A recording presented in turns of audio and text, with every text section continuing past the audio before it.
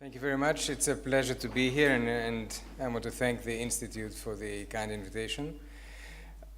My title is Europe Since the War, Integration, Sustainability and Diversity. And actually,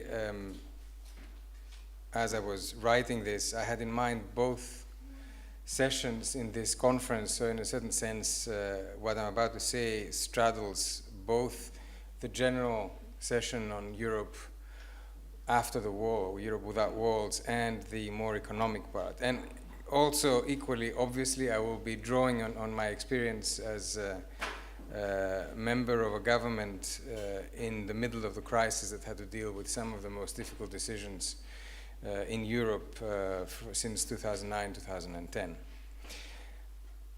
Clearly, all anniversaries, we know this, are occasions to look back and what has been achieved and to look forward. And also they give us the opportunity to take a little bit a broader view, take a step back and stay away from the kind of daily grind and be a little bit more broad and general about what we're trying to achieve and where we're going. So what I will try and do in these next 15-20 minutes is to give you some thoughts on the state of the union, so to speak, to use a US term, which is increasingly being accepted in Europe as well, after the war and after the crisis, and to ask the question whether we just have some cracks in the wall, because the current edifice that we have built clearly has issues, or actually whether the situation is more serious, and it is in fact tumbling down, and we need to do some serious reconstruction. And I will use, in doing so, I will use three general concepts throughout, which is to talk about integration, political integration, and economic integration, which has been this twin the twin powers behind the construction of the European Union since the beginning, but more even since the fall of the wall. The issue of sustainability. And here you will forgive me a tongue-in-cheek kind of multiple interpretation of sustainability, because for a finance minister, for an ex-finance minister, sustainability has to do with the debt. But of course, sustainability is a much broader concept and has to do with what kind of economies we are building, what kind of societies we have, the state of the environment, etc.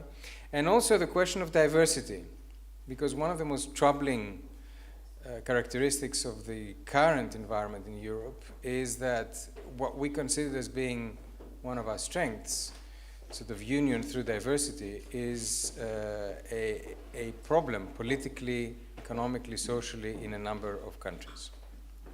So before I start discussing these issues, a very quick kind of reminder to all of us of the institutional milestones since a political event, which was the fall of the Berlin Wall 25 years ago tomorrow, and think of the kind of institutional milestones, the steps that we've seen in the last 25 years. Starting with the Maastricht Treaty, establishing the European Union, going to the creation of the Stability and Growth Pact, which introduced fiscal rules and was one of the first attempts to have a common rule book for running our economies. The Treaty of Amsterdam, with more steps towards more democracy into how the European Union would work. The major step of the introduction of the euro, perhaps the most important step forward in European integration in the last 20 years. The Treaty of Nice, following the EU expansion and realizing that Europe is not just the original Central European states, but it's actually a much broader and wider concept. The Lisbon Treaty, which again tries to address some of the questions about democratic legitimacy that we have in Europe and gives more power to the European Parliament. And then the trouble, the first decisions in 2010 on dealing with the financial crisis, not just with Greece, but afterwards with Portugal, Ireland.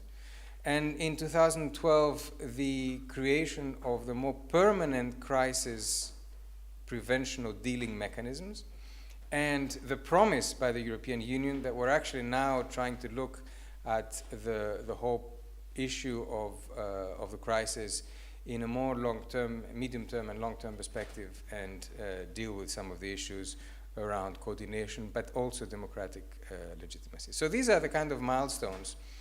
And if you look at what has been achieved and where we are, you can draw two kinds of conclusions. The first one, yes, obviously there's been significant progress, but if you look at the hard data, you will see that the EU is falling behind in the global competitive game. It's falling behind the US. Those of you that have been involved in following or in participating in UFS for a long time may remember the Lisbon process, whereby the EU was going to become the most competitive economy in the world. Well, we didn't. And of course, huge pressure from the new economies, or not so new anymore, that are growing very fast, Brazil, India, and the like. Within Europe, we have I would say, economic, social, and cultural increasing divide between the North and the South. A divide which became very, very obvious in the current crisis, and was in the populist press and in the populist, often political debates that took place, took elements of a caricature. You know, the hard-working North and the lazy guys in the South that are spending all the North's money. At the same time, within every country, be it in the South or the North, you have increasing inequalities. And the fact that the book, a kind of big and fairly academic book of an obscure French author, Thomas Piketty, became a global phenomenon this year, has to do with the fact that the issue of inequality is rising in the political and economic agenda in most countries. And when you have an issue like this rising, you have to do something about it. And of course, the question that every politician sort of mentions but then doesn't do much about, which is the extremely high level of unemployment. In my own country, 27, 26%. And if you look at youth unemployment, above 50%. To say that this is unacceptably high is stating the obvious. At the same time, you have a public opinion which is increasingly hostile towards everything European, instinctively so. You have extremist parties gaining ground, both on the right and on the left. You have, in my own country, Golden Dawn, a Nazi party, which is polling 6 to 10%, depending on which polls you believe.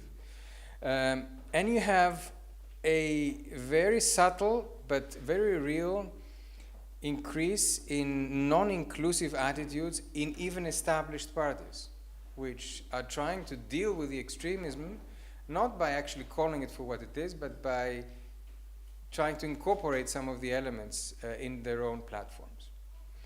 So, never before have so many challenged what has been built up over the last not just 20, 25, but 30 or 40 years. And in a certain sense, sort of, use another quip, new walls are going up throughout Europe, just as we are celebrating the fall of the Berlin Wall. So, what have we learned from the economic crisis that we've seen? Well, we've learned that we're all in it together. You had a very small country accounting for a very small percent of European GDP that practically, basically, blew the whole thing of the euro up. And, the theory of the butterfly, whereby something that happens in one place has unexpected consequences elsewhere, turns out to be very much true in Europe. And it took time for people to realize this, that things are systemic and are very quickly systemic. We also learned that Europe is actually very slow in understanding and grasping the elements of a crisis.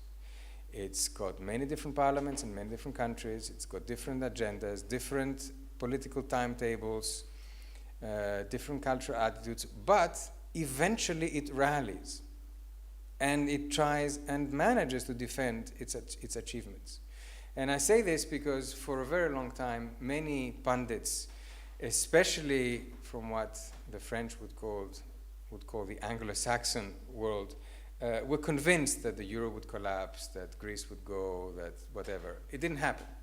And anyone with a reasonable understanding of European politics would have known that this would not happen.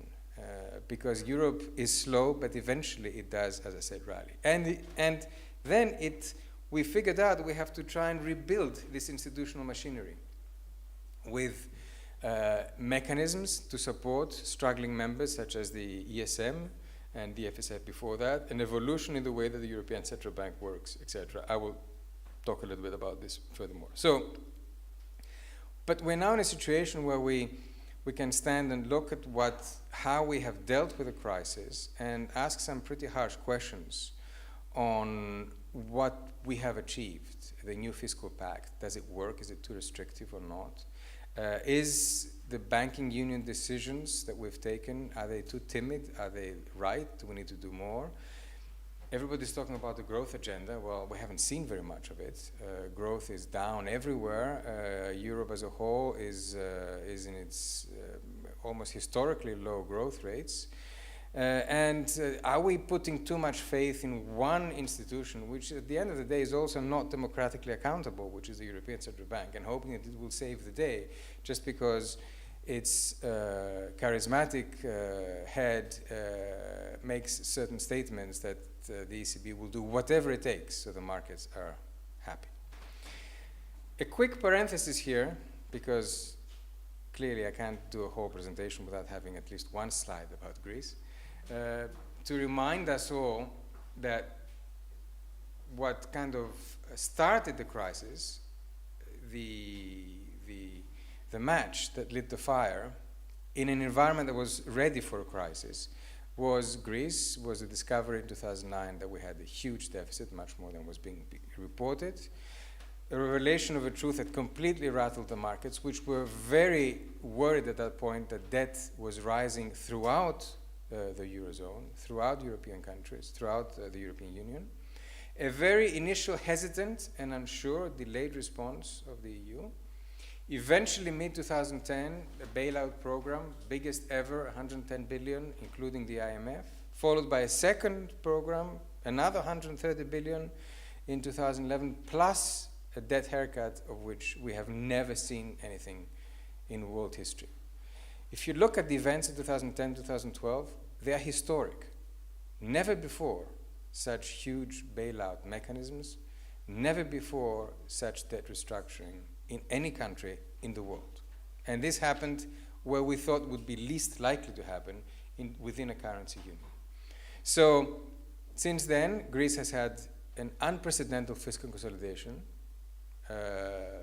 biggest ever in historical terms.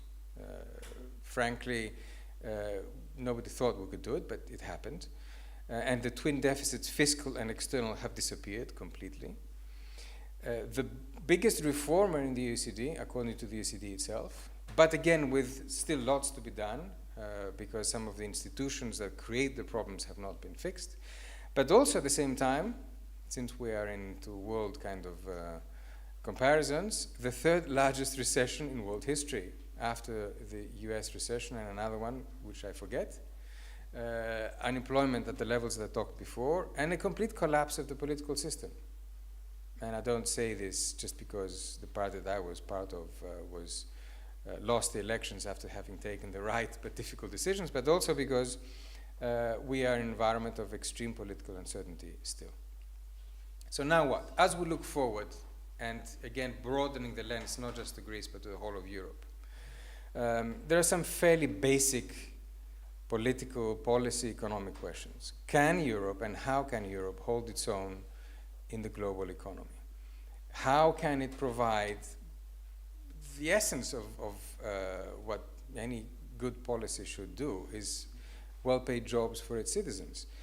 How can we make the public debt in Europe sustainable? And here, just one little parenthesis.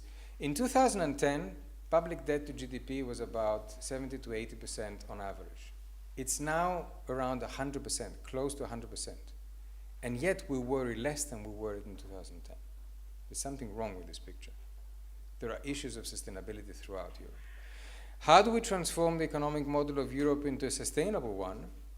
And at the same time, I would add, keep what we believe are the basic elements of what we think is the European social model. How do we address poverty and inequality in our own backyard? We talk about poverty and inequality in areas which are far away from Berlin and Athens and Paris and London, but we have increasing marginalization of citizens in our own countries, in our own cities. If you walk around the European capitals, you will see more people in need, more people that are completely disenfranchised than ever before. You have a growing underclass. This is something which we are not addressing. How do we make sure basic European values remain intact? Inclusiveness, openness, plurality, the acceptance of differences. These are under threat in most countries.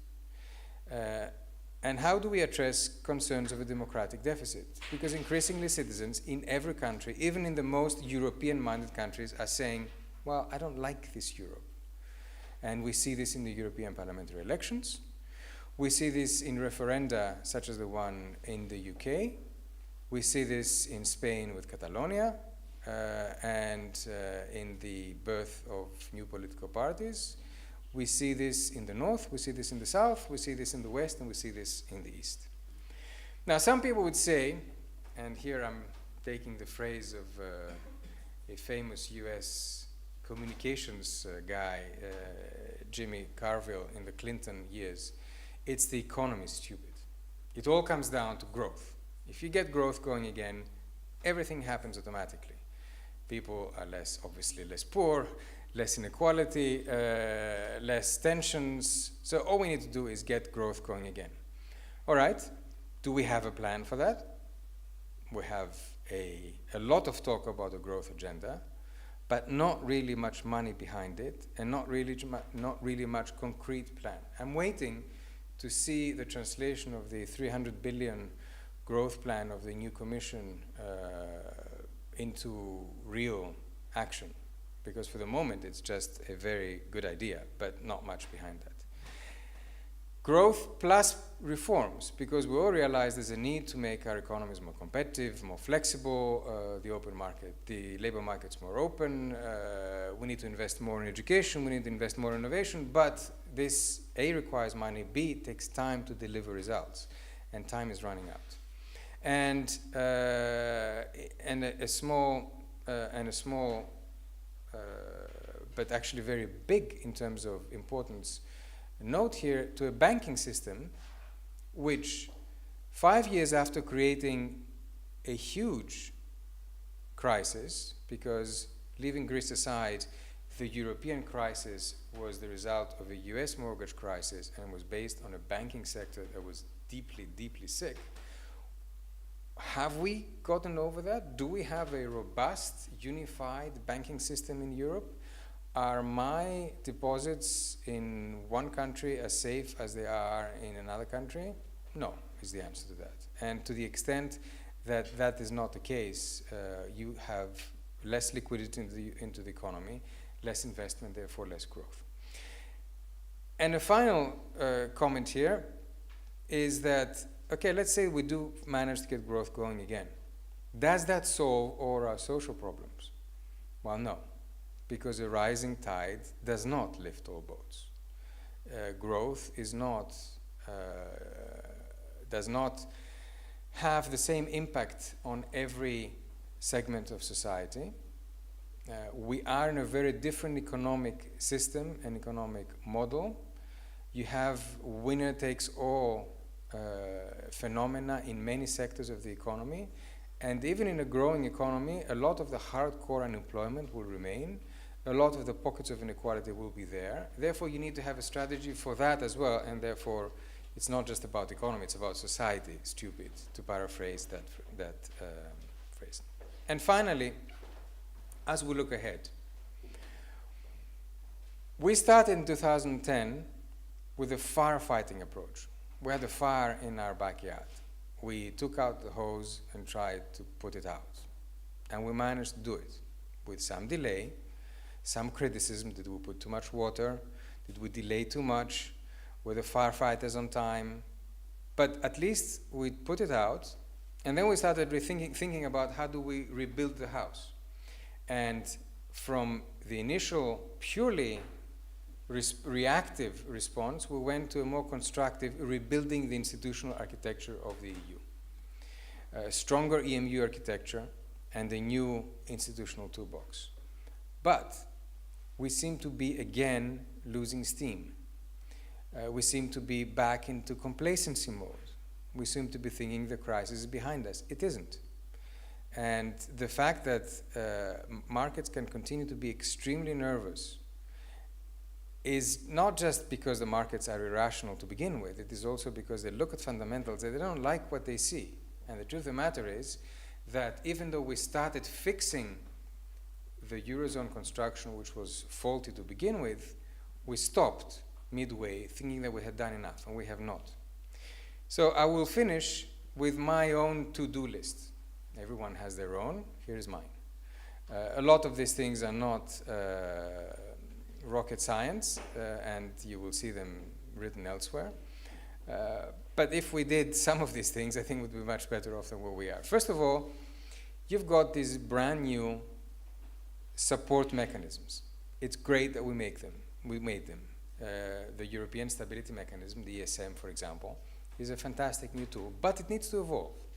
It needs to evolve to what is truly a European monetary fund, with more power, with a banking license probably, with the ability to do things without having to go to politicians for every single decision to get their okay. It's a fantastic new tool. Let's use it. Secondly, we need to finish creating the closer fiscal union. Since the crisis, we've adopted all sorts of new elements, what's called the two-pack, the six-pack, the fiscal pact, and the like. These are good things, but we need to find the right balance between the rules and the realism. A classic example, the last few weeks, France and Italy, not quite doing what they should be. Germany saying you have to do it. We need to find this balance between not every time we're in trouble sort of circumventing the rules, but at the same time having the kind of flexibility that you need in a Europe that needs to grow. Third, complete the banking union. The main problem behind a lot of this crisis has been the link between the sovereign and the banking system. When the banks were sick, the sovereign was sick. When the sovereign became sick, the banks became sick. We need to break that link. And to break that link in a way that you don't have this pollution of one crisis into the other. Facilitate a new role for the ECB. The ECB, under Mario Draghi, has moved a lot in its thinking. And I know that in this country, a lot of what Mario Draghi does is not necessarily very popular, but I would say let Mario be Mario, in the sense that we need to allow the ECB to evolve to be much more like the Fed is in the US. And if that needs a change in the treaty, well, let's look at that as well. Push for structural reforms. I'm not going to say much on this. It's a huge agenda. Let me just say one thing. It's much harder to do structural reforms when you have your back against the wall and you have to implement austerity at the same time, because you don't buy the kind of social consensus around very difficult reforms where you have to come against established, entrenched minorities that will defend the status quo until they die. So you need to think a little bit more medium term and allow more leeway on the austerity side to get to push structural reforms through. Combat high unemployment, poverty, exclusion. Well, if I hadn't put that, I would be seriously remiss. The problem is we don't actually have a plan for this. We just think it's going to happen automatically if growth comes back. Well, it's not. We don't have micro policies that work on this level. Define, fund, and implement a real growth agenda. I've already talked about that. And finally, invent what I would call a new participatory European democracy. Because we may be doing the right things, but we're losing the citizens. They just don't believe us anymore. They show it in the elections. They show it in a general environment of distrust at best, rejection at worst of political elites throughout the Union. So, and that's my closing phrase, we need to be politically brave.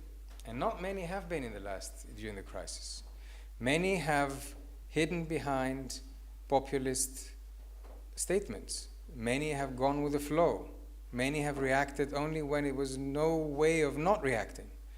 And very few people have actually stood up and explained in the North that, well, actually, no, the South isn't just sucking your tax money.